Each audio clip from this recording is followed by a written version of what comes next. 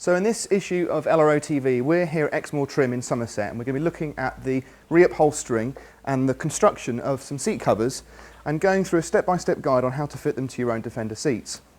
You need a spike, pair of pliers, screwdriver, scissors, mallet and any small hammer and adhesive. First thing we need to do is release the two tabs on the back of the seat. Bend the tags out and then lift the retaining bar that runs through the back of the cover so it's free. Push the cover forward so it puckers up so you can get at the bar and then just slide it out.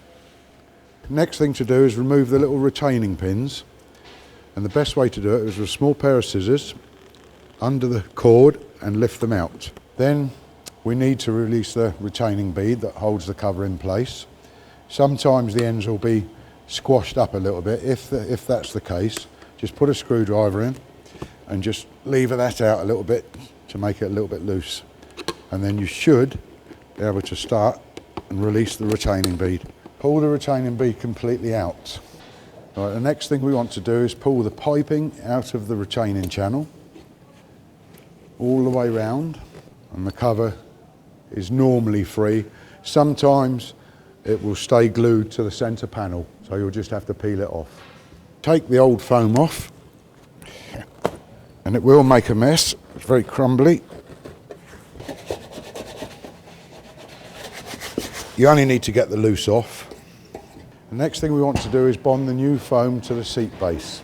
Where we need to glue, we need to go across the seat base, make a cross, round the back channel, all the way round to here, and then on the top retaining channel, all the way round, and on the front of the seat pan here. On the foam, we need to put our adhesive there, across the base and across, and right round the edge, and right round the back here. One corner, go to the other corner, come to the front, just squeeze the foam back so it's just a fraction overhang in the front on both corners, and squeeze. Come to the sides, use your fingers just to pull the foam back and make sure that that's sitting in the shape it should do.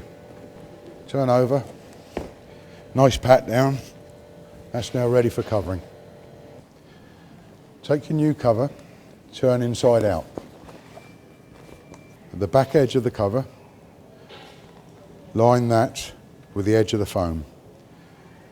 And on the sew lines, or the selvage, make sure that it will lay in the grooves in the foam, so you need to get that cover central. Lift the cover halfway back from the back and hold with your left hand. With your adhesive, you need to glue this whole panel. Make sure that you get adhesive on the edges here, because they will sit in these recesses, and that helps give it a nice shape.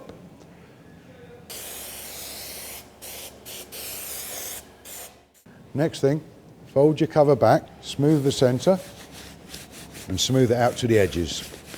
Pull the foam back with your hand and tuck this into the little recess and give a smooth down.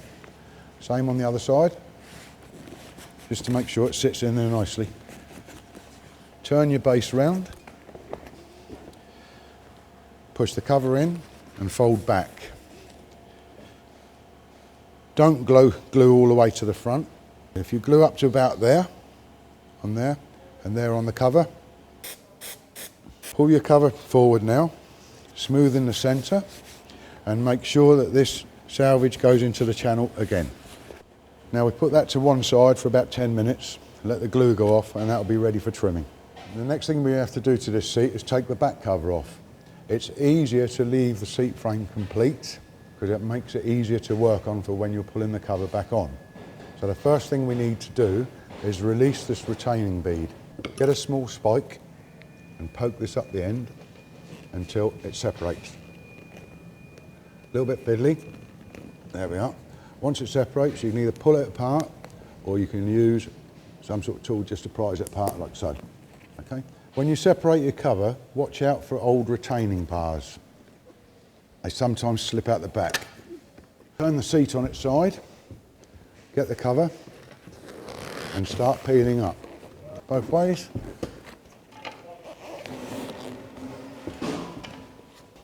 Headrest stalk, we need to knock that out. Once it's gone, it should pull out. There we are. Right, the next thing we need to do is release the back cover hooks. And we do this by pulling the bar out. Just poke them through with your finger. That's all you need to do. That cover should now come off. Next thing we do is take the old foam off. And all you need to do is just release it gently. Pull the flap up here. Just ease it off the frame. Small hammer, just tap it off. Take your cover off. Right, the next thing we're going to do is stick the back foam onto the back of the frame.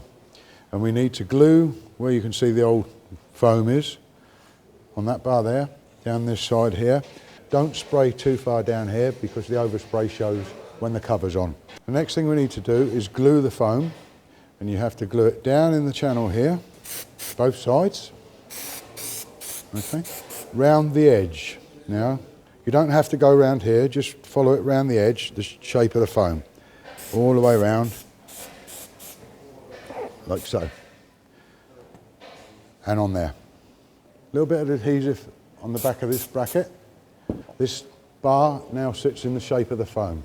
So one corner first, get into position, just touch down gently. Go to the other corner, set up. Turn the seat and the foam onto its side, making sure that this bar sits right in the foam. This straight bit here goes to the underside of the bracket there.